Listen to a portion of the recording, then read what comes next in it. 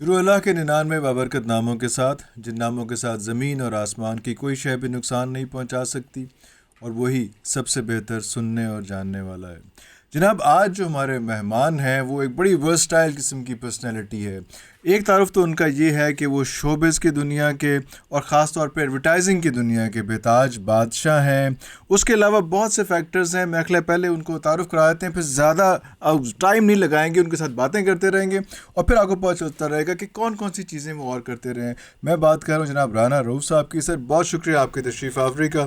کیسے مزاج؟ بہت شکریہ فاضل صاحب آپ کا، ماشاءاللہ۔ آپ ایک تو پہلے مبارک ہو آپ کو کہ آپ کا یہ پروگرام بہت ہٹ جا رہا ہے اور انٹرنیشنلی بھی دیکھا جاتا ہے۔ ارے سر بہت شکریہ، انٹرنیشنلی آپ ہی دکھا رہے ہیں نا۔ وہ آپ کی پرسنالٹی، آپ کا تھیم، وہ جو ہے نا ماشاءاللہ کیا بات۔ اللہ، بہت شکریہ۔ رانا صاحب مجھے یہ بتائیں کہ ایڈورٹائزنگ پاکستان میں پہلے پرنٹ میڈیا، اس کے بعد الیکٹرانک میڈیا، اور اس کے بعد جو مین فیکٹر ہے جس کے لیے آج ہم نے آپ کو زحمت دی ہے وہ یہ ہے کہ اس کے بعد آپ پاکستان میں بھی آپ رہتے ہیں، لیکن زیادہ آپ کا ٹائم جو ہے پاکستان سے باہر گزرتا ہے۔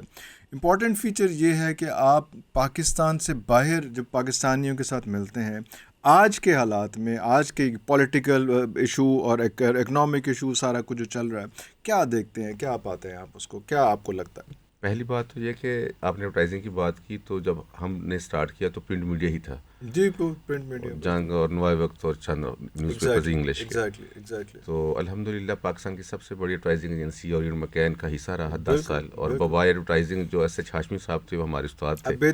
بادشاہ بھی نہیں کیا تو ان کے سیکھے ہوئے ہیں جی۔ اللہ، اور اس کے بعد آہستہ آہستہ میڈیا انڈسٹری چینج ہوتی گئی، تو شوبز کا جو ہے ورڈ آپ پہ زیادہ میرے خیال جائے گا۔ ایڈورٹائزنگ تسی سانوں نچاندے رہتے، نچاتے رہنے، اسی ایویں تے نہیں نچدے نا سر۔ تو اس میں یہ ہے کہ بہت سارے سٹارز بنے اس ایرا میں، اور فلم انڈسٹری کے بھی، میڈیا کے بھی، برانڈز بھی بنے، نیشنلی انٹرنیشنلی بھی ہوئے۔ بہت اچھا زبردست مزہ آیا۔ وہ جنگل میں مور ناچا جو ہے کس نے دیکھا ٹائپ سچویشن ہے، تو مور کو نچاتے ہوئے دکھانا جو ہے وہ آپ نے ایڈورٹائزنگ ہے نا، اس میں وہ کس طرح سے آپ گلوریفائی کرتے ہیں، جس طرح سے لارجر دین لائف اس چیز کو بنا کے پیش کرتے ہیں، وہ تو آپ کی فیلڈ ہے نا سر۔ لیکن آپ کے بغیر بالکل یہ ناممکن ہوتا ہے، آپ کے بغیر ہمارا بھی ناممکن ہے جب تک میڈیا ساتھ نہیں دیتا۔ یا exactly. Media industry form change ہوتی گئی، ایڈورٹائزنگ ایجنسیز کا رول جو ہے وہ اب تھوڑا سا اور کریٹیکل ہوتا گیا۔ ابھی پرنٹ میڈیا بھی چلا گیا، الیکٹرانک میڈیا موبائل پہ آ گیا، آپ کو بہت سارے چیلنجز ہیں، اور آج ہم جس پروگرام کا فارمیٹ کر رہے ہیں جی بالکل، تو یہ ایک لیٹسٹ اس کی شیپ ہے، بالکل ایسے ہی۔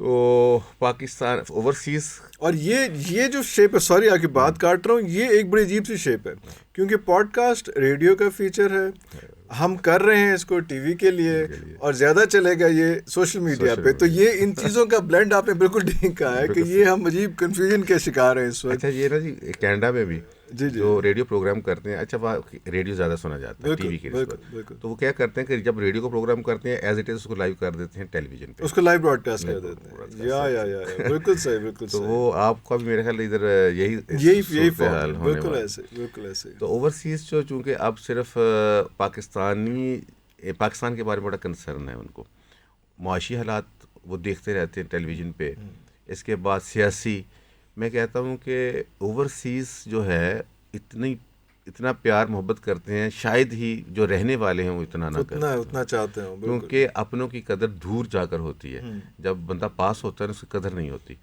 تو ادھر ہم تڑپتے رہتے ہیں کہ اچھا روزانہ چینل دیکھ رہے ہیں، روزانہ ہر چیز آپ دیکھیں گے کہ اس ٹائم ایک جماعت نے فوکس کیا ہوا ہے اوورسیز پاکستانی کو، تو اس کا کوئی مطلب ہے کہ وہ ٹارگٹ مارکیٹ اس کی وجہ سے، allow me to use the word hostage کیا ہوا ہے، اتنا زیادہ ان کو کیا ہوا ہے، بالکل ایسا ہی، ایک بہت بڑی ٹارگٹ مارکیٹ ہے، ٹارگٹ مارکیٹ ہے، اور وہ رسپانس دیتی ہے، وہ بے شک فارن ایکسچینج کے ذریعے ہے، اپنا برین بھیجتے ہیں وہ ادھر۔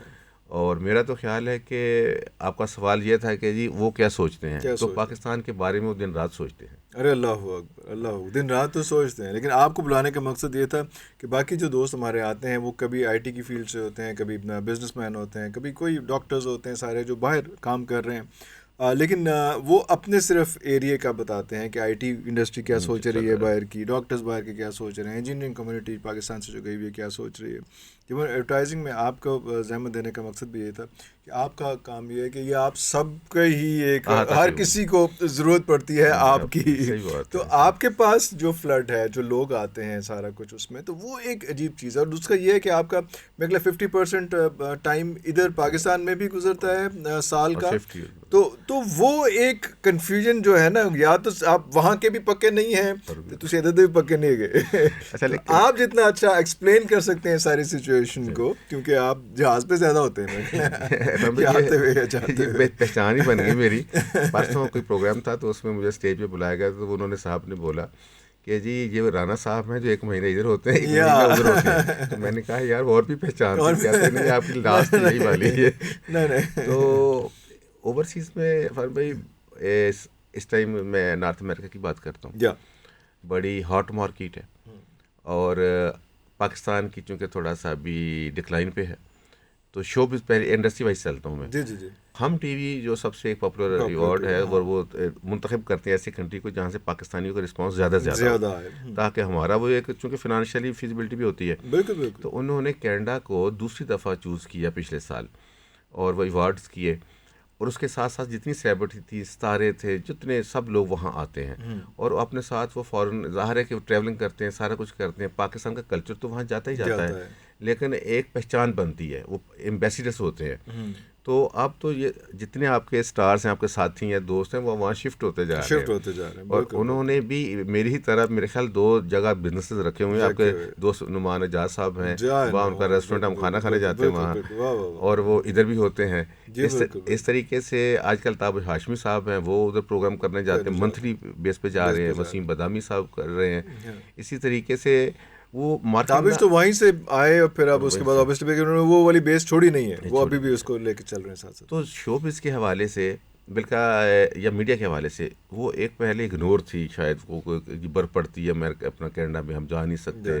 تو لیکن جتنی برف بزنس میں جہاں جمی ہے, تو وہ جو ساری ادھر پگھل گئی. اور وہ جو ہے اپنا فلمیں بن رہی ہیں, ڈرامے بن رہے ہیں. اب وہاں کا جو لوکل ٹیلنٹ ہے پہلے چھپا ہوا تھا, جو ادھر سے ادھر چلا گیا تھا.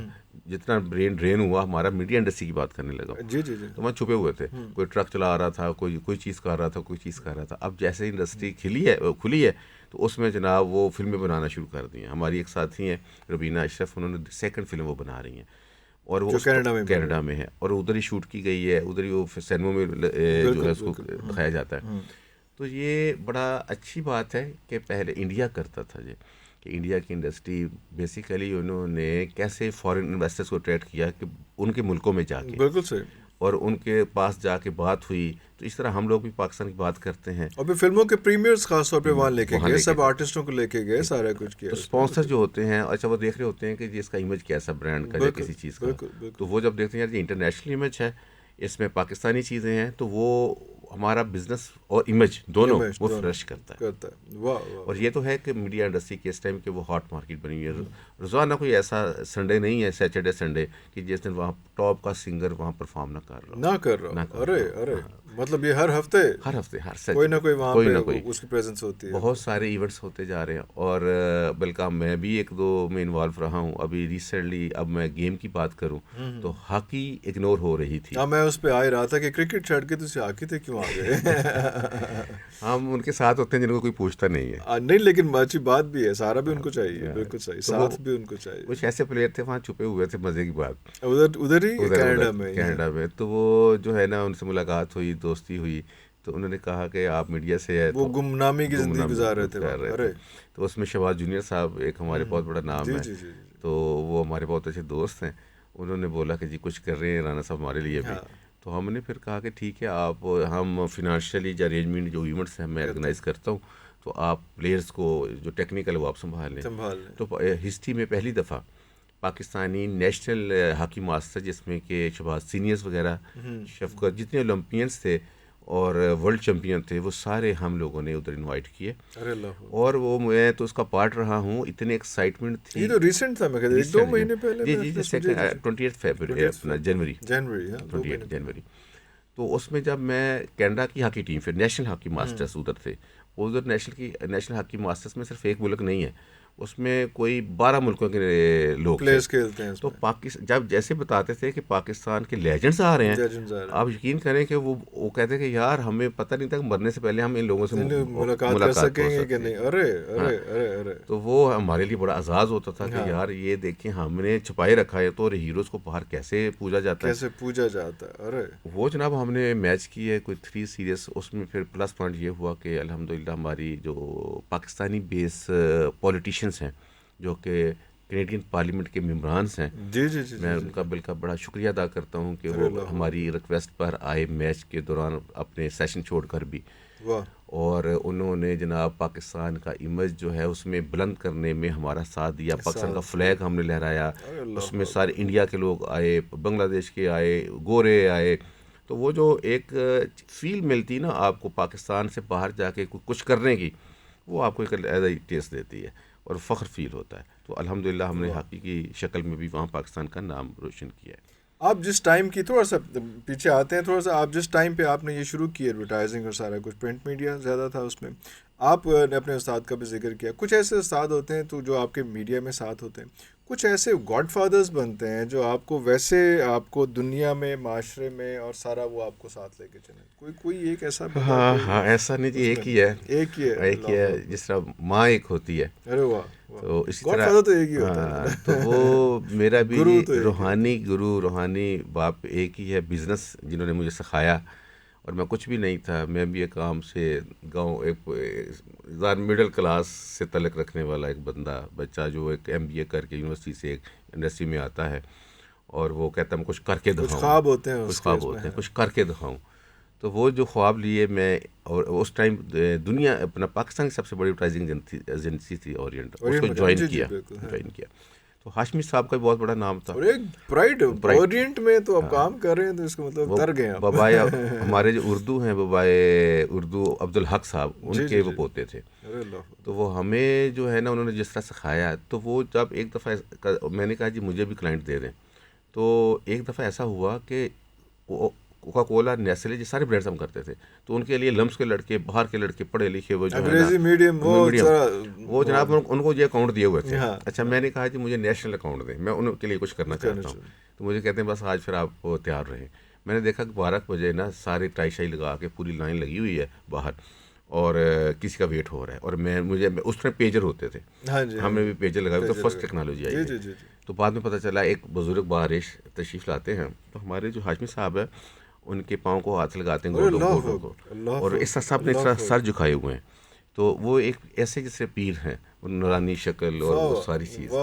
اچھا میں نے بھی ادب سے نیچے سر جھکایا ہوا تھا. بعد میں پتہ چلا جب اندر بلایا گیا تو انہوں نے مہمانوں اپنا جب انٹروڈکشن کرایا کہ جی ستارہ گروپ کے حاجی بشیر صاحب ہیں, اب آپ کو ان کے ساتھ اٹیچ کیا جا رہا ہے, لیکن یہ آپ کو دیکھیں گے کہ ٹرائل بیس ہے آپ کا, پہلے اسسمنٹ ہوگی کہ آپ ان کے قابل ہیں یا نہیں ہیں, پھر آپ کو کیری فارورڈ کیا جائے گا, آگے چلایا جائے گا. تو میں نے کہا کہ سر ٹھیک ہے. حاجی صاحب الحمدللہ اس ٹائم میری زندگی میں آئے جی, انہوں نے میرے سے انٹرویوز کیا, سوالات کیے. کوئی سپنا لانچ بہت مشہور برانڈ ہوتا تھا, ہوتا ہے ستارہ لان ہی, ستارہ کی اس ٹائم یہی بکتی تھی جی, الکرم اور گل احمد سب بعد میں آئے تھے. تو حاجی صاحب ستارہ کی سپنا لان نیلام کرتے سارا کچھ, وہ تو اس کے بغیر تو. حاجی صاحب نے کہا جی آپ نے MBA کیا تو مجھے نا ایک پریزنٹیشن اپنا بتائیں کہ میں اپنے سپنا کو کس طرح آگے لے کے جا سکتا ہوں. میں نے ایک نا ہم نے جو ریسرچ پڑھی ہوئی تھی کہ جی وہ اتنا بکتا ہے, اتنا پسند ہے, لائکنگ, پوری کتاب, پورے پیرامیٹرز ہیں سارے, میں نے مارکیٹ رپورٹ پوری ریسرچ رپورٹ دی. تو میں نے جب ان کو پریزنٹ کی تو انہوں نے کہا جی تو ساری کتابیں پڑھ لی ہیں نا, کارن سیڈ تے رہا ہوں میں تو دساں گا تو کی کرنا ہے. اب انہوں نے بتایا کہ مجھے ہوم ورک تو نے کر لیا ہے, وہ سارا کچھ ذہن میں آ گیا, سارا کچھ ٹھیک ہے, now come to the business.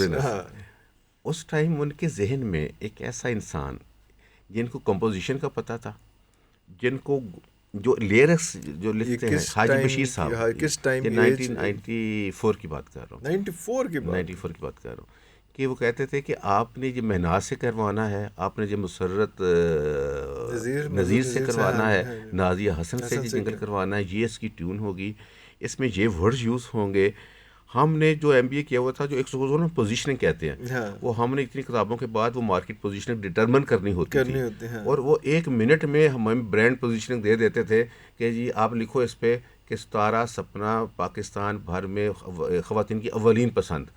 اب یہ پوزیشننگ ہے ہاں بیسیکلی برانڈ برانڈ پوزیشننگ ہے، پوزیشننگ، ٹھیک ہے بالکل جی. صحیح. ہاں اب ہم نے اتنی دیر بعد پہنچنا تھا، وہ 1 منٹ میں پہنچ جاتے پہنچ تھے. جاتے تو تھے. ایک مثال تھی. اس کے بعد تسی لیل پر پہنچ گئے ہو، ستارہ کی سپنا لیانا نہ بھولنا، وہ اس طرح کی فکریں دیتے تھے، اس طرح کی چیزیں واہ دیتے واہ تھے، واہ وہ واہ. بہت ہٹ جاتی. تو الحمدللہ جی، حاجی صاحب کو اللہ تعالیٰ جنت الفردوس میں اللہ جگہ عطا فرمائے.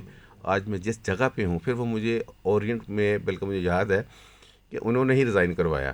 اچھا ہاں، وہ انہوں نے بولا ہاشمی صاحب کہ یہ بچہ مجھے چاہیے، تو میں اچھا فیصل واہ آباد لے واہ کے واہ. جا رہا ہوں. اچھا تو انہوں نے سارا سپنا سٹی فیصل آباد کی سب سے پہلی ہاؤسنگ اسکیم لانچ کی. اس ٹائم بحریہ ٹاؤن یہ وہ شاید اتنا وہ نہیں تھے، لیکن انہوں نے وہ اتنی زبردست وہ بنا رہے تھے بحریہ ٹاؤن والے، لیکن ان کے ذہن میں تھا کہ میں ایسا اسٹینڈرڈ فیصلہ آباد سیٹ کروں کہ کوئی ہو نہ ہو، کوئی میچ نہ میچ نہ کرے. تو مجھے انہوں نے وہیں ریزیڈنس دی، دن رات ہم نے اس پروجیکٹ پہ کام کیا. مجھے ایک ایک جگہ جا کر بھیجا کہ گیٹ اس طرح کا ہوگا، گھر اس طرح کا ہوگا، سڑکیں اس طرح کی ہوگی. اس کے لیے انجینئرز جو ہیں ان کو بھی ہائر کیا گیا، جو باہر کے سے لوگ آئے تھے. اتنی زبردست وہ ہاؤسنگ اسکیم تھی کہ مجھے یاد ہے کہ اس ٹائم وہ 5 لاکھ روپے پر مرلہ تھی. تو آج اس کی پرائس جو ہے وہ ملتی نہیں ہے، کوئی 35-40 لاکھ روپے پر مرلہ ہے شاید. اور وہ ایک مائل سٹون بن گئی فیصل آباد کا. اس کے بعد پھر ستارہ میں ماشاء اللہ ریئل اسٹیٹ سیکٹر میں آ گیا پراپر طور پہ، پراپر آ گیا. اور بہت خوبصورت انہوں نے ریزیڈینشیل پروجیکٹس دیے. تو حاجی صاحب مجھے چونکہ دعوتوں میں بھی لے کے جاتے، مجھے یاد ہے کہ عباس شریف صاحب جو نواز شریف کے کزن ہیں، ان کی شادیوں پہ بھی، اور یہ سب جتنا میرا، اچھا میرے مزے کی بات شیئر کرتا ہوں کہ میری ایڈورٹائزنگ ایجنسی کی رجسٹریشن جو ہے پی بی اے میں حاجی صاحب نے کروائی. حاجی صاحب نے میں نے کہا میرے پاس پیسے نہیں ہیں 1 کروڑ روپیہ. یہ گولڈن تھاٹس گولڈن ہے تھاٹس ماشاءاللہ. کی پی بی اے کی، اچھا انہوں انہوں نے اس ٹائم نا بہت بھاری جو تھی وہ ضمانت دی جاتی تھی، 20-30 لاکھ روپے ایز اے رجسٹرڈ، وہ سیکیورٹی سارا کچھ بڑا ایک پورے پیرامیٹر سارے اس کے. تو انہوں نے فون اسی ٹائم ایئر وائے کے حاجی صاحب کو کیا.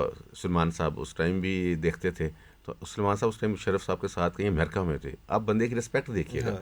انہوں نے حاجی صاحب نے، حاجی بشیر صاحب نے حاجی اقبال صاحب کو بولا، حاجی اقبال صاحب نے سلمان صاحب کو بولا. سلمان صاحب کا ریورس میں مجھے فون آیا کہ آپ کہاں ہیں؟ میں نے کہا لاہور. کہتے ہیں سلمان اقبال کی بات سلمان کر رہے اقبال ہیں. صاحب کی بات کر رہے ہیں. انہوں نے کہا آپ کل 9 بجے آپ نے پی بی میں پہنچ جانا ہے، تو آپ بس آ جائیں. وہ پریزیڈنٹ تھے اس ٹائم، اور وہ مشرف کے ساتھ تھے اس ٹائم امریکہ میں ٹریول کر رہے تھے. میں اگلے دن گیا، الحمدللہ وہ ضمانت اپنا سیکورٹی بھی جمع تھی، ہر چیز. اور میری جو ہے گولڈن تھاٹس کی ابتدا حاجی صاحب کے ہاتھوں ہی ہوئی ہے. میں انہی کا برانڈ ہوں. میری جتنی آج میں جس جگہ پہ ہوں، میں حاجی بشیر صاحب کی وجہ سے ہوں. اور ان کے بعد میاں ادریس صاحب جو ہے ان کے ساتھ ہی میری زندگی میں آئے. اور انہوں نے، جب میں نے ان سے ملا تو میں نے کمال کا، مطلب کہ وہ ایک لیڈر ہے کہ بلکہ مجھے یاد ہے کہ کوکا کولا یہ اس ٹائم ابرار آتے تھے، ریما آتی تھی، فلاں آتے تھے، تو جس کوکا کولا کے جنون کا چل رہا تھا، مجھے یاد آ رہا ہے. تو میرا جو نیشنل کلائنٹ تھا ستارہ تھا. مجھے میاں ادریس صاحب کہتے تھے کہ ہم نے نیشنلزم پہ کام کرنا ہے، ریلیجن پہ کام کرنا ہے. آپ کی جتنی کمپینس ہوں گی وہ پاکستان سے محبت کا اظہار کریں گی اور مذہب سے، وہ اسی کے ریوالو کریں گے. بالکل صحیح. اور ادھر کوکا کولا نیسلے جو تھا وہ دوسرا سائڈ پہ جا رہا تھا، میوزک کو پروموٹ کر رہا تھا، اسپورٹس شغل میں تھا سارا. اچھا یہ لوگ مجھے مذاق کرتے تھے کہ یار کیڑے کام مولوی کدھروں آ گیا.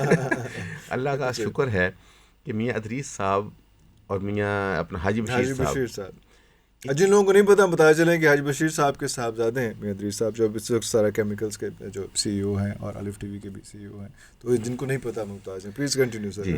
تو میاں ادریس صاحب نے کہا کہ میں نا، یہ روفی صاحب جو عبدالرؤف روفی صاحب ہیں، ایک دن مجھ سے ملنے کے لیے اورینٹ میں آئے. تو کہتے ہیں کہ میاں صاحب کہتے ہیں مہمان مل لیجیے گا ان سے. تو میں نے کہا جی ٹھیک ہے. تو وہ بارش انسان آئے، اندر آئے. انہوں نے اپنے بولا کہ یہ پہلے غزلیں پڑھتے تھے، تو آپ یہ ایک نعت سنیں گے، سنائیں گے، تو آپ ان کو دیکھیے کیا کیا جا سکتا ہے. تو انہوں نے اس ٹائم نعت دی، میٹھا میٹھا میرے محمد صلی اللہ علیہ وسلم کا نام. تو اس ٹائم کریٹو ڈائریکٹر زیدی صاحب تھے. تو میں نے سب سے بولا، میں نے کہا جی اس کی ذرا نا ویژول لکھ دیں مجھے. تو آپ یقین کریں مجھے کسی نے لفٹ نہیں کرائی. اور ویکلی میٹنگ ہوتی تھی، تو لوگ اپنے فگر دے رہے ہوتے، تو میں کہہ رہا تھا جی نعت ادھر پہنچی ہے، نعت ادھر پہنچی ہے. تو وہ نا مجھے مذاق کی نظروں میں. اور پروگریس رپورٹ جو بنتی ہے آپ کی کہ آپ نے دن کا کیا بنایا, تو باقی سارے اپنے بتا رہے ہیں کہ کیڑے گانے بنے, تسی نعتاں لکھ رہے ہو, نعتاں لکھ رہے تھے قومی ترانے والی سائڈ پہ.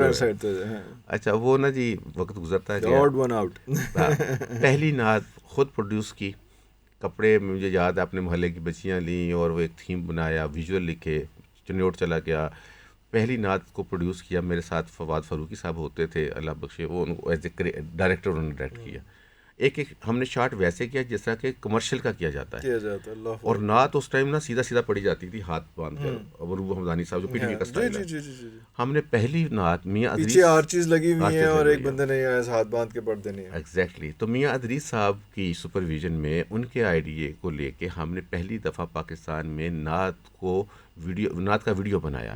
اور جو دف اس میں شامل کی گئی, یہ روفی صاحب اور ہم سب کا ایک تھا کہ ینگ جنریشن ہے, یہ اس سائڈ پہ میوزک پہ لگی ہوئی ہے, جنون اور جیسے ابراد کنے جانا بلو تک. ہم ایک کام کر لیتے ہیں کہ ہم نے نا ردم کے لیے ایک دف ایڈ کر لیتے ہیں, جو کہ مدینہ شریف جب حضور پاک صلی اللہ علیہ وسلم آئے تھے تشریف لائے تھے تو تھی ایک شرعی طور پہ جو ہے اس کی اجازت تھی. تو ہم نے وہ کیا. عرفان صاحب وہ اتنی پاپولر گئی, روفی صاحب کو صدارتی ایوارڈ ملا اسی نعت پہ. اور وہ اپنا مجھے میاں صاحب نے مجھے روفی صاحب کو عمرے پہ بھیجا, میری والدہ صاحبہ کو بھی بھیجا, اور ہم جہاں جاتے تھے لوگ ہمارے ہاتھ چومتے تھے. مسجد میں سلام کی بجائے وہ نعت پڑھی جاتی تھی. پھر ہم نے 5-6 جو ہیں نعتوں کی ویڈیو بنائی اور ایک ٹرینڈ چینج کر دیا. جتنی نعت انڈسٹری اب یہ ٹوٹل اس کا بھی ہم ذمہ دار ہیں, شاید اللہ تعالیٰ معاف کرے کہ وہ اتنا میوزک آ چکا ہوا ہے کہ ہم ڈرتے ہیں کہ اوپر جا کے ہم پکڑے نہ جائیں. تو اس کے بعد میاں ادریس صاحب کی ہی سپرویژن میں جب ان کا آئیڈیا تھا, ماں سے وہ بہت پیار کرتے تھے اور میری بھی والدہ سے بہت پیار کرتے تھے. تو میری والدہ کو کینسر تھا, لیکن اس طرح کا اظہار جس طرح سے میاں صاحب نے کیا کوئی پروگرام کی وجہ سے, وہ میں اسی بیک گراؤنڈ بتانے لگا تھا کہ میری والدہ کو کینسر تھا. تو ان کی میں نے کہا جی میاں صاحب ہم اتنا کام کرتے ہیں لوگوں کے لیے, سب برانڈس کے لیے, تو ہم نے نا یہ کام نہیں کیا ہوا. تو میری والدہ بھی جا رہی, میں ٹریبیوٹ پریزنٹ کرنا چاہ رہا ہوں, تو آپ مجھے ہیلپ کریں گے؟ تو کہتے ہیں کہ ہاں تو 10 کی چاہیے کرنا ہے. میں نے کہا جی میں یہ اتنا فنڈ چاہتا ہوں, مجھے جو آرٹسٹ کرنے ہیں یہ کرنے ہیں. تو کہتے ہیں ہاں ٹھیک ہے کر لیں. بلکہ اس میں وہ اتنا انوالو ہو گئے کہ انہوں نے جیسے ایک ڈائریکٹر پروڈیوسر, اور وہ پراپر ایک حالانکہ وہ انڈسٹریلسٹ تھے, بہت ایک پوزیشن کے نہیں تھے, لیکن اتنے انوالو ہو گئے کہ وہ ہماری ایک ایک لائن دیکھتے تھے. پاکستان میں پہلا جو پروگرام مدر ڈے پہ منایا گیا وہ ماں تجھے سلام تھا. نور الحسن صاحب ہمارے ساتھی تھے, انہوں نے کمپیئرنگ کی تھی, اور اس میں میری بھی والدہ موجود تھی, ستارہ کی پوری فیملی موجود تھی, اور پورا ٹریبیوٹ پریزنٹ کیا گیا کیونکہ میرے والد صاحب شہید ہیں, تو ان کو ایک آنر بھی دیا گیا. تو وہ جو میں تو میاں صاحب کے اور ستارہ کی فیملی کے احسانات بھول ہی نہیں سکتا. اور اس کے بعد وہ پروگرام ٹرینڈ سیٹر ہوا, اگلے سال پھر بنا, اور اس طرح یہ میاں صاحب آپ سمجھے میرے پیر ہیں. اللہ. اور وہ ماں تو اسلام ابھی بھی جو ہمیں پروگرام میری ماں کے حوالے سے کوئی بھی چینل جو ہے ہمارا جو بھی جو ہم کر رہے ہیں تو اس کے بغیر نہیں ہو رہا, وہ سارا چل رہا ہے اس میں. اس سے اب ہم تھوڑا سا آگے چلیں کہ وہ میرا خیال ہے کہ وہ جو ستارہ یہ تھا, ستارہ سپنا سٹی تھی, وہ جو میاں صاحب کے میاں ادریس صاحب کے والد صاحب کے تھی, تو پھر وہی لیگیسی آ رہی ہے ستارہ گرین سٹی کے حوالے سے. ہاں جی. اور پھر بات یہ ہے کہ انڈسٹری پاکستان میں چینج ہوتی گئی, موبائل کی انڈسٹری آئی, ساتھ ساتھ ریئل اسٹیٹ سیکٹر نے بڑا امپروو کیا. تو مجھے یاد ہے کہ میں چیمبر کا, مجھے میاں صاحب نے ان کی ظاہر ہے کہ معاونت سے وائس پریزیڈنٹ بھی بنایا میڈیا کا. تو جتنے اس میں یہ کیا کہتے تھے کہ فیصل آباد کو ہم نے ماڈرن کرنا ہے, لوگ لاہور شفٹ نہ ہوں, باہر نہ جائیں, کوئی اس طرح کے پازیٹیو. انہوں نے فلائی اوورس بھی بنوائے گورنمنٹ کے ساتھ مل کر, سڑکیں بنائی, بہت کام کیا فیصل آباد کے لیے. یہ 2-3 ہی گروپ ہیں. تو اسی دوران انہوں نے ریئل اسٹیٹ میں جب ان کو اتنی سکسیس ملی تو وہ ریئل اسٹیٹ سیکٹرز میں آ گئے.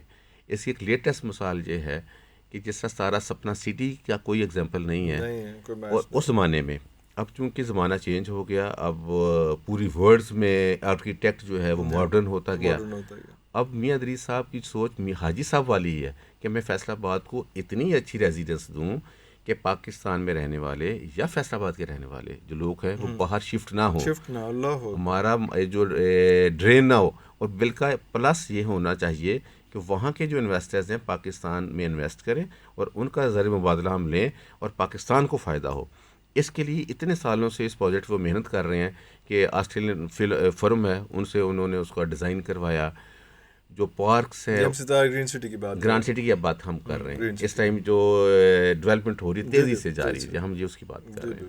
تو اس میں انہوں نے ایک پورا جو ہے نا جی اوورسیز پاکستانیوں کے لیے اور ادھر کے جو ذوق والے انسان ہیں جو رہنا چاہتے ہیں ان کے لیے ایک آئیڈیل ہاؤسنگ اسکیم لے کر آ رہے ہیں. 1500 کنال پر وہ محیط ہے اور اس کی لوکیشن زبردست ہے، اور وہ جناب اس کے اندر کوئی 30 کنال پر مشتمل تو ایک ڈی پارک ہے جو مین ہے. یہ ڈی پارک ڈی چوک جو ہمارا ادھر ہے فیصل آباد میں ڈی گراؤنڈ ہے تو اسے ریزیمبل کیا گیا، لیکن وہ تو چھوٹا سا ہے، تو یہ 30 کنال پر ہے. اس کے علاوہ اس ہاؤسنگ سوسائٹی میں Japanese, Spanish, Arabic theme parks بنائے جا رہے ہیں. وہ کہتے ہیں کہ ہمارے بچے جب باہر جاتے ہیں تو بڑے انسپائر ہوتے ہیں کہ یہ بڑا اچھا آرکیٹیکٹ ہے، یہ بڑے اچھے پھول ہیں، یہ تو میاں صاحب مجھے یاد ہے ہمارے پاس کینیڈا بھی آئے تو وہ ہم ان کو ذرا سیر کروانے لے کر گئے، تو مجھے ایک وینکوور میں ایک جگہ تھی اتنی خوبصورت، تو تصویریں لے رہے علیحدہ جا کے کسی کی پارکس کی نا. تو میں نے کہا سر یہ کس لیے لے رہے ہیں؟ تو کہتے ہیں کہ یہ میں اپنے پارک پہ اس کا ریپلیکا وہاں بناؤں گا. تو وہ جب ورکنگ شروع ہو گئی اس پہ تو کافی تیزی سے ورکنگ شروع ہو گئی. لاسٹ جب ہم گئے تھے تو کافی تیزی سے ورکنگ ہو رہی تھی اس کے اوپر تو بالکل. اور وہ ایک وہ برج بھی بڑا زبردست انٹرنس برج کبھی نہیں وہ دیکھا ہم نے، لیکن فلائی اوور سارا کچھ وہ پاکستان میں شاید ہی کوئی ایسی ہو جس میں کہ اس طرح کا فلائی اوور ہو کہ جیسے آپ چڑھتے ہیں اللہ کا نام لکھا ہوا ہے، اور اس میں جب آپ فیل آئے گی جس طرح میں دبئی کا پام جمیرہ جا رہے ہیں، اور وہ بڑا زبردست، کیا بات ہے، وہ ذوق والے بھی انسان ہیں. اور آپ ہائٹ پہ جاتے ہیں آپ کو پورا لینڈسکیپ نظر آتا ہے، پھر آپ اس لینڈسکیپ میں لینڈ کرتے ہیں. بڑا آئیڈیالوجک، اور جس طرح سے وہ نہر کے اوپر ہے، وہ نہر بالکل آتے ہوئے بالکل سیدھا ہی، مطلب آپ جو ہے وہ بڑا آرام سے، ایکسیس بھی بہت آسان ہے ایئرپورٹ کے لیے یا کسی بھی جگہ کے لیے، بڑا آسان، بڑا زبردست قسم کا بنایا ہوا ہے. اس میں باقی مجھے جو اچھا لگا اس میں، جو میں نے چیزیں دیکھی تو اس میں ایک یہ چیز بھی تھی کہ وہ ایک اینٹ جو ہے وہ انہوں نے اپنا پلانٹ لگا کے وہ پروسیس ہوتی ہے اور اس کی انڈیورنس ٹیسٹ ہوتا ہے اور سارا کچھ ہوتا ہے. مٹی جو ہے وہ اس لیے کہ کیمیکل میں الحمدللہ پاکستان نہیں بلکہ ایشیا میں 17 کیمیکل روزانہ 600 میٹرک ٹن کی پروڈکشن ہے، اور سب سے بڑا ادارہ ہے کیمیکل انڈسٹریز میں. اور ان کی وہ جو آپ آفس دیکھیں گے تو ساتھ وہ انہوں نے زو بھی بنایا ہوا ہے. جی بالکل، تو اگر فیکٹری کے اندر زو بنایا ہوا، اگر کیمیکل پہ رہتے ہوئے پولوشن اور وہ انوائرمنٹ کا خیال کر رہے ہیں تو ایسی سر زو خالی نہیں ہے گا سر، زو ہے گا تو نال وہ تو فصلیں بھی ہوں، کھیت بھی ہیں، ساتھ کھیت بھی ہیں، تو جتنا انوائرمنٹ فرینڈلی جو ہے وہ چیزیں اتنی بڑی ایگزامپل نہیں ہو سکتی. کیمیکل فیکٹری کے اندر جانور بھی رہ رہے ہیں، پرندے بھی رہ رہے ہیں، اور ساتھ وہاں پہ فصلیں بھی اگائی جا رہی ہیں جو ان کے اپنے گھر میں بھی ہر جگہ پہ کھائی بھی جا رہی ہیں. یہ بھی نہیں ہے کہ وہ کوئی ایسا پولیوٹیڈ ہے جو اس کو ویسٹ کیا جاتا ہے. بہت زبردست لوکیشن ہے عرفان بھائی. میں نہر کے اوپر ہے، گٹ والا فارسٹ کے اوپر، اپنا پولوشن سے بالکل 0%، بہت زبردست جگہ ہے اس میں. تو اوورسیز پاکستانی اس کو کیسے ٹریڈ کیا جا سکتا ہے کہ جو اپنے انویسٹمنٹس ہیں، ریمیٹنسز ہیں، چیزیں ہیں جو وہ ہم ان کو کسی طرح سے سیکیور کر سکیں ایسی جگہ پہ، ایسے لوگوں، کیونکہ یہاں پہ فراڈس بھی بہت زیادہ ہیں، چیزیں بھی ایسی ہیں. وہ آپ نے بڑا اچھا اس کی تمہید باندھی کہ کس طرح سے ایسا بندہ، ایسا برانڈ جو اپنے والد کے لیگیسی لے کے چل رہا ہے، اور جو ابھی تک خود بھی جو ہے وہ نہ کوئی کبھی کوئی ٹیکس کا فراڈ ہے، نہ کبھی کوئی اور فراڈ ہے، اور اتنے سیدھے. ہاں پلیز، میں تو آج بھی سنا جس طرح گروپ کا ہر ایرا کا والد صاحب کے دور سے الحمدللہ. حاجی صاحب جب میں نے بزنس سٹارٹ کیا تو افتتاح میں نے حاجی صاحب سے کروایا، تو مجھے کہتے ہیں کہ رؤف ایک چیز دسا، تیرے آفس کی ریسیپشن تے کوئی بندہ پیسے منگن نہ آوے، جس دن توں لائن لا لی منگن پیسے تے سمجھی کہ تو صحیح ڈائریکشن نہیں ہے تیری. اچھا، انہوں نے مجھے کاروباری اصول بتائے کچھ ایسے کہ الحمدللہ آج بھائی کی جو بھی پہچان ہے ان اصولوں کی وجہ سے ہے. تو جو اور ایک اور وہ کہتے ہوتے تھے کہ کسی نو نقصان نہیں دینا، کسر کھانے دینے سے کسر کھانے والا ہمیشہ منافع میں رہے گا. تو تم ہی ایسے اصول تے چلیں. جو اتنا بڑا کانسیپٹ ان کی کتاب بھی ہے، ان پہ اصول لکھے ہوئے ہیں. تو جو یہ بندہ اس تھیم اس طرح گروپ کا ہے کہ کسر کھان والا کسر لان والے تو زیادہ پروفٹ وچ رہندا ہے، اس نے کسی کا کیا کرنا ہے. کریڈیبلٹی کمال کی، 1 روپیہ کسی کا نہیں دینا. سود سے پاک پہلا ادارہ سپریم کورٹ نے کوٹ کیا ہوا ہے کہ یہ 17 گروپ جو ہے لوگ ان سے سیکھیں کہ یہ کاروبار کس طرح. ابھی بھی سپریم کورٹ نے جو ہے وہ 5 سال کا ٹائم دیا ہے کہ اس سود سے جو ہے وہ پاک کرنا ہے ساری بینکنگ کو اس میں، اور بزنس انڈسٹری سے صرف میاں ادریس صاحب. ہاں جی, مولانا تقی عثمانی صاحب جی, میں بھی خوش نصیبی ہے میری کہ میاں صاحب ان میں بیٹھاتے تھے, اور جب وہ مشارکت ٹرم فائنانس سرٹیفکیٹ انٹروڈیوس کروایا تھا پاکستان میں اس کا حصہ رہا میاں صاحب کی ٹیم میں. تو یہ کمال کے لوگ ہیں. مولانا طارق جمیل صاحب انڈورس کر چکے ہیں, ان کو پہلے نعتوں پہ تھا تھوڑا سا کہ جی میاں صاحب شاید شرک پھیلا رہے ہیں نعتیں پر. انہوں نے میاں اپنا مولانا صاحب نے مجھے بلایا, بڑی ڈانٹ پڑی کہ جی میاں صاحب سے کہ آپ نے مجھے کس سائڈ پہ لے کے جا رہے ہیں. تو میں وہ نعتیں اٹھا کے مولانا صاحب کے گھر گیا فیصل آباد میں, مولانا طارق جمیل صاحب وہ نعتیں دکھائیں تو مجھے انہوں نے شاباش دی, بچوں کو بھی بلا لیا, کہتے ہیں you are doing well job. بلکہ میں بتاؤں آپ کو اور کریں, فلاں بندہ بھی ہے ادھر والی بھی جا لے کے ہور کم. تو جو میاں صاحب کی اپروچ ہے وہ دینی اسکالر جو ہیں وہ انڈورس کر رہے ہیں, ریفرنس سپریم کورٹ دے رہی ہے. وہ برانڈ اتھینٹسٹی پاکستان کا واحد ایسا ادارہ ہے جس کے بارے میں آپ پاکستان سے باہر چلے جائیں, کسی سے پوچھ لیں کہ جی ستارہ کی کریڈیبلٹی کیا ہے, تو آپ کو بتائے گا کہ جی کریڈیبلٹی کیا ہے. سر آنکھیں بند کر کے لٹنے والے لوگ, اپنے آپ کو لٹانے والے اللہ کی راہ میں, انہوں نے پراپر اللہ کے ساتھ کاروبار کیا ہوا, بولتے ہیں وہ کہ ہم نے اللہ کے ساتھ بزنس کیا ہوا. تو ستارہ کی جو ہم بات کر رہے تھے کہ برانڈ ہمارے پاکستان میں ڈی ایچ اے ہے صرف میرے خیال میں اوورسیز پاکستان کے حوالے سے, کہ جی جس میں آپ ٹرسٹ کرتے ہیں کہ آنکھیں بند کر کے وہاں ہم کر دیتے ہیں. لیکن مزے کی بات بتاؤں عرفان بھائی, ہم وہاں بھی اب شیک ہونا شروع ہو گئے ہیں. اس کی ریزن یہ تھی کہ وہ فائل سسٹم ہے, اور پتہ نہیں کب آئے گا کب جائے گا, اور اس میں بھی تھوڑا سا لفڑا ہو جاتا ہے کبھی کبھی. لیکن میاں صاحب کی جو ہاؤسنگ اسکیم ہے یہ زمین پر موجود ہے, ڈیولپمنٹ ہو رہی ہے, ہر چیز. میاں صاحب وہ کام ہی نہیں کرتے, وہ بات ہی نہیں کہتے جس کو کر نہ سکے. یہ صرف نہ میاں صاحب کی ہے بلکہ یہ حاجی صاحب کی لیگیسی ہے, ستارہ گروپ کی ہے, کہ وہ ایسی کوئی کمٹمنٹ نہیں کریں گے, کوئی چیز نہیں کریں گے. تو جو جن لوگوں کو نہیں پتا, نیو جنریشن ہے, وہ ستارہ کی لیگیسی چیک کرنی ہے تو اپنے بوڑھوں سے پوچھیں کہ یار ستارہ کیا ہے, تو وہ آپ کو بتائیں گے یار یہ جو ایک دفعہ انہوں نے کمٹمنٹ کر لی تو وہ پورا کریں گے. تو ستارہ گرین سٹی جو ہے وہ اس حساب سے کریڈیبل ہے, آپ اس پہ ٹرسٹ کر سکتے ہیں. پاکستان میں کیا مسئلہ انویسٹ کرنے میں اوورسیز پاکستانیوں کو, صرف 2-3 مسئلے ہوتے ہیں کہ یار وہاں انویسٹمنٹ سیکور نہیں ہوتی, وہاں جو ہے اپنا فراڈ ہو جاتا ہے, اور تیسرا یہ کہ انوائرمنٹ ایسی نہیں ہوتی کہ ہمارے بچے وہاں رہ نہیں سکتے, نہ وہ انوائرمنٹ نہ سیکورٹی. تو میاں صاحب نے اس سوسائٹی میں جس تینوں چاروں جو کنسرنز ہیں فکس کیے ہیں, اور انہوں نے شاید مختلف ملکوں میں جا کے دیکھا ہے کہ کیوں لوگ جو ہے پاکستان میں کون سے ایسے ڈی میرٹس ہیں کہ وہاں کا بچہ یہاں پہ آ کے, نئی جنریشن یہاں پہ آ کے جو ہے وہ نہیں رہ پاتی. آپ نے کہا کہ ستارہ کے لیے جو ہے وہ کوشش کریں کہ اگر کریڈیبلٹی پتہ کرنی ہے تو بڑوں سے پتہ کریں.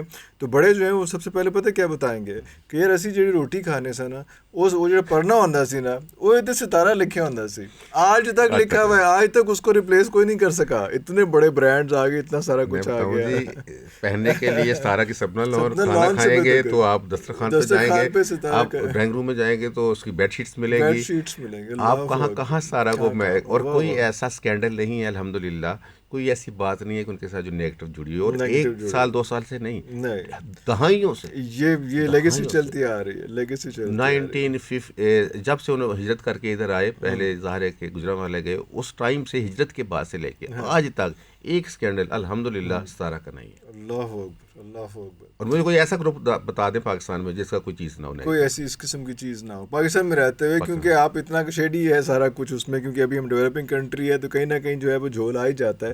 اپنی جائز کام کروانے کے لیے بھی کہیں آپ ڈپ مار لیتے ہیں, لیکن وہ وہاں پہ اس میں ستارہ گروپ میں وہ بھی ایک چیز نہیں ملتی. اور پھر ایرر کا چانسز ہوتا ہے کہ نیکسٹ جنریشن جب آتی ہے تو میں بھی کہ کوئی تھوڑا سا گیپ آ جائے, لیکن ایک جنریشن پہلے سے, اگلی جنریشن پہلے سے زیادہ آنیسٹ اور کریڈیبل, یہ 3rd جنریشن ہے. تو 3rd جنریشن بھی ماشاءاللہ اسی پہ چل رہی ہے. تو آپ مطلب بات پھر وہی آ جاتی ہے اس میں کہ جب آپ خاص طور پہ آپ کے حوالے سے, کیونکہ آپ زیادہ ٹریول کرتے ہیں, آپ یہاں پہ مارکیٹنگ کر رہے ہیں, وہاں پہ بھی آپ کی مارکیٹنگ فرم ہے, وہاں پہ بھی چیزیں کر رہے ہیں اس میں, تو کیا یہ واحد ایک چیز ہے ایسی جو وہاں کے لوگ جو ہے لیک کرتے ہیں, ٹرسٹ ڈیفیسٹ ہے یہاں پہ جس کا آپ ابھی ہم سے بات کر رہے ہیں کہ وہ ٹرسٹ یہاں کے بندے پہ, یہاں پہ 3 چیزیں, ٹرسٹ ہے, سیکورٹی ہے, trust on what, trust on their investment. ارے کہ جی آپ لوگ کیا کرتے ہیں کہ ایڈوانس لے لیا, زمین جو ہے وہ ہے ہی نہیں ہے, لی نہیں ہے, فائلیں دے دی ہیں, لیکن اشتہار بڑے بڑے لاتے ہیں, وہ سیلیبریٹی کو آپ لیں گے لے لیے, ہاں, اور بڑی بڑی سیلیبریٹیز بل بورڈز لگ گئے, سارا کچھ ہو گیا اور اشتہار بن گیا, سارا آ گیا. میرے ساتھ خود ہاتھ ہوا آن گراؤنڈ کا, تو ہاں جی وہ کسی ادھر لاہور کی سوسائٹیز تھیں, تو وہ حالانکہ آپ اندر کے آدمی ہیں, آپ فیلڈ کے آدمی, میں بھی ٹریپ ہو گیا. اور وہ کئی ایسے ادارے بھی ہیں جو باہر سے بہت اچھے ہیں, لیکن جب انٹر ہوتے ہیں تو انہوں نے وہ ریئل اسٹیٹ کے نام کی بات کر اداروں کی, تو وہ آپ کو پتہ چلے گا جی کیا ہے.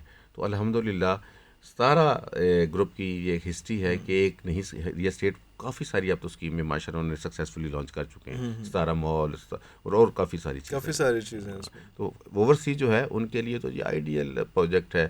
وہ اوورسیز پاکستانی جو ادھر اپنے اسپیشل فیصل آباد کے اگر اس علاقے کے ڈویژن کے لوگ ہیں اور وہ اپنے لیے ایک بیک ہوم کنٹری میں ایک گھر چاہتے ہیں کہ ہم جڑے رہیں, جو کہ ہونا چاہیے. اگر ان کو وہ نہ جڑے, ان کی آنے والی نسلیں گورا بن جائیں گی, 3rd 4th جنریشن ضائع ہو جائے گی. تو ان کو میں لازمی جو میسیج دینا چاہوں گا کہ خدا را اپنے بیک ہوم کنٹری سے جڑے رہیے. جڑے رہنے کے لیے لازمی ہے کہ آپ کا وہاں گھر ہو, آپ رشتہ داروں پہ نہ رہیں جا کے یا ہوٹلوں میں نہ رہیں جا کے, آپ گراؤنڈ میں رہیں, ریئلٹیز میں آئیں, اپنے بچوں کو ادھر لے کر آئیں. اور اس انوائرمنٹ ہم آپ کو دے رہے ہیں ویسی اس سوسائٹی میں. یہ فیصل آباد جو رہنے والے ان کے لیے ہے, ایک میری ریکویسٹ ہے کہ آپ لازمی اپنی آگے بڑھنا ہے اسلام کا, جب پاکستان سے جڑے رہنا ہے تو ایک انویسٹمنٹ لازمی کریں. یہ انویسٹمنٹ اپنے بچوں کے لیے ہوگی, یا آپ اپنا جو ہوتا بزنس, جی میں انویسٹمنٹ کہاں کروں پاکستان میں. اچھا مزے کی بات فرمائی کہ ایک تو نمبر 1 ریئل اسٹیٹ واحد ایسا بزنس ہے جس میں سب سے زیادہ ریٹرن ملتا ہے, نمبر 1. نمبر 2 پھر ایسی سوسائٹی جس میں کریڈیبل ہو, وہاں آپ انویسٹمنٹ کرتے ہیں تو آپ رہ بھی سکتے ہیں اور آپ کو ہائی ریٹرن بھی ملتا ہے. بالکل صحیح. تو آپ کے لیے اور کیا آپ کو چاہیے ہوتا ہے. ہاں, کیونکہ آگے ہم دیکھ بھی یہ رہے ہیں کہ پچھلے 1.5-2 سال یا 3 سال میں بھی لگا لیں, 2 سال لگا لیں کم از کم, کہ بہت بندہ جو ہے برین ڈرین بہت ہوا. بہت بچہ جو ہے کوئی 8 لاکھ سے زیادہ کا, کوئی 12 لاکھ کہتا ہے, کچھ کہتا ہے کہ یہاں سے جو برین ڈرین ہوا. اور کہا یہ جا رہا ہے کہ یہ جو پاکستان ہے یہ تو قبرستان بن جائے گا, خدا نخواستہ یہ اولڈ ایج ہاؤس بن جائے گا, کیونکہ جتنی نوجوان نسل ہے وہ یہاں سے جاتی جا رہی ہے اور یہاں پہ بوڑھے رہ رہے ہیں. صرف اولڈ ایج ہاؤس بن جائے گا, یا پھر کسی نے اگر اپنے بزرگوں کو دفنانا ہے تو وہ پاکستان آ کے دفنا کے ڈرائیور رہ جائیں گے, چوکیدار رہ جائیں گے, وہ سارا برین ادھر رہ جائے گا اگر ہم نے کچھ نہ کیا. اور اس میں کہتا ہوں بلیسنگ ہے ایسے ادارے کہ ایسے لوگ جو یہ سوچ رکھتے ہیں, وہ چیزیں آپ کو ادھر دے رہے ہیں کہ جی آپ نہ جائیں, اور وہ پورا ایک آپ کو پلیٹر دے رہے ہیں. آپ کو ایجوکیشن اگر لینی ہے تو بہترین آپ کو دے رہے ہیں, سیکورٹی دے رہے ہیں, انویسٹمنٹ کی ریٹرن دے رہے ہیں. تو پاکستان سے برین ڈرین ہو رہا ہے, وہ نہیں ہونا چاہیے. ان کو روکنے کے لیے یہ روکنے کے لیے اس میں تو آپ کو لگتا ہے کہ یہ ہم روک پائیں گے؟ یہ تو یہ ایک سوسائٹی اور یہ سارا کچھ ہو گیا نا, لیکن باقی جو آپ گلوبلی دیکھ رہے ہیں جو سارا کچھ چل رہا ہے پاکستان میں, کس طرح سے کیا کوئی جو چلے گئے جو ریسنٹلی گئے ہیں ان سے جب آپ کی وہاں پہ ملاقات ہوتی ہے تو do they want to come back? This is what I am seeing. یہ پچھلے 1-2 سال میں چونکہ انسٹیبلٹی رہی پاکستانی پولیٹکس میں, تو لوگ, میں بھی آتا تھا تو ہر دفعہ مجھے بھی لوگ ملتے کہ یار ہم سے اتنا لے لو پیسے, ہمارا ویزا لگوا دو. اور بے شک کاروباری لوگ بھی, یہ عام لوگ تو تھے ہی تھے ہم, اور جو عام لوگ بیچارے وہ تو اپنی پراپرٹی بیچ کے بھی دینے کو تیار تھے. میں نے ایک بندہ آج تک نہیں کسی کو حامی بھری, کیونکہ میں اس کا قائل ہی نہیں ہوں کہ اگر اسکل ہے, پروفیشنل ہے, جس کی سیلری 50,000 سے زیادہ ہے, he should not move there, اس کو رک جانا چاہیے. ادھر صورتحال ایسی نہیں ہے. یہ کہتے ہیں کہ جب ہم اتریں گے ڈالر لگے ہوں گے, گوریاں ہمارا ویٹ کر رہی ہوں گی, اور ہم جو ہے نا وہاں ہم اپنے حالات چینج کریں گے. تو یقین جانیے وہاں جا کے, میں چونکہ ادھر رہتا ہوں, ہمارے ڈاکٹر, انجینئر, ایون کہ پولیٹیشین بھی کچھ لوگ ایسے ہیں کہ جو چوری کام کرتے ہیں, اوبر چلاتے ہیں, کیونکہ وہاں کا جو ایکسپینسز ہیں وہ ایٹ لیسٹ $10,000 آپ کو چاہیے. $10,000 مین آپ پاکستانی کوئی کینیڈین اگر کریں تو 25 لاکھ روپیہ. اب یہاں سے کیسے لائیں گے؟ وہاں آپ کو ایک مہینے میں آپ آؤٹ ہو جائیں گے. $10,000 پر منتھ چاہیے ایک مڈل کلاس بندے کو رہنے کے لیے. اور ایک اسٹوڈنٹ جاتا ہے یا ورکر جاتا ہے تو اس کو 2,000 چاہیے. 2,000 اگر چاہیے تو وہاں آپ 40 گھنٹے سے زیادہ کام, دیٹ از منیمم بیسکس. آپ بالکل, آپ کو ذرا سا بھی کوئی آپ اس میں ڈیویٹ کریں گے تو آپ کو زیادہ چاہیے ہوگا. ہاں زیادہ چاہیے. صرف سروائیول کے لیے چھوٹا جو ہے لیبر, وائٹ کالر جاب کہہ لیں, جو ہمارے ہوتے ہیں نا ریسٹورینٹس وغیرہ پہ لوگ کام کرتے ہیں، سارا ویٹرز کچھ کرتے ہیں. all that ویپرز کی بات ویٹرز کی بات کر رہے ہیں. کیونکہ یہی ہے کہ ایسا وہاں فوراً جا کے جاب مل جاتی ہے، تو وہ $2,000 سے زیادہ نہیں کماتے. ہاں جی، تو ان کو نا 40 گھنٹے سے زیادہ کام کرنا پڑتا ہے. وہ روتے ہیں وہاں جا کے. اور جس ساری وہ لوگ ہیں جو MBAs ہیں، انجینئرس ہیں، ان کو کوئی جاب کیونکہ وہ کوالیفیکیشن میچ نہیں کر پاتے. وہ کوالیفیکیشن میچ نہیں کر پاتے، فیصلہ کر چکے ہوتے ہیں، واپس وہ آ نہیں سکتے کہ جی رشتہ داروں نے گلاں کرنی ہیں تو فلاں کرنی ہے. اب پھر وہ کٹتے رہتے ہیں. کئی لوگ ایسے ہیں کہ وہاں سے 20 سالوں سے پاکستان نہیں آ پائے. ایک ٹکٹ خریدنے کے لیے 5 سال کا ویٹ کرتے ہیں وہ. تو حالات وہاں ایسے نہیں ہیں. یہ کچھ لکی لوگ ہوتے ہیں جن کا کہ اللہ تعالیٰ وہ ان کی نیت انٹینشنس پہ ہوتی ہے کہ انہوں نے کیسے اب پلان کیا ہوا ہے. تو باہر میں تو کہتا ہوں ہرگز نہ جائیں. اگر آپ کی سیلری 50,000 سے اوپر ہے اور آپ ادھر رہ رہے ہیں، آپ اپنوں میں رہتے ہیں، دکھ سکھ کے ساتھی ہیں، تو میں تو نہیں چاہوں گا کہ ہمارا جو مائنڈ ہے، جو برین ہے، وہ ڈرین ہو. ارے اللہ اکبر. بہت شکریہ سر. باتیں بہت سی ہیں اس میں، لیکن پروگرام کا وقت ختم ہو رہا ہے. انشاءاللہ دوبارہ آپ سے رابطہ کریں گے. ویورز کو میں یہی کہوں گا، ایک چھوٹا سا شعر تھا، اگر مجھے پوری طرح سے یاد ہے کہ نہیں یاد، لیکن وہ یہ تھا کہ اپنی مٹی پہ ہی چلنے کا سلیقہ سیکھو، سنگ مرمر پہ چلو گے تو پھسل جاؤ گے. اجازت دیجیے. پاکستان زندہ باد.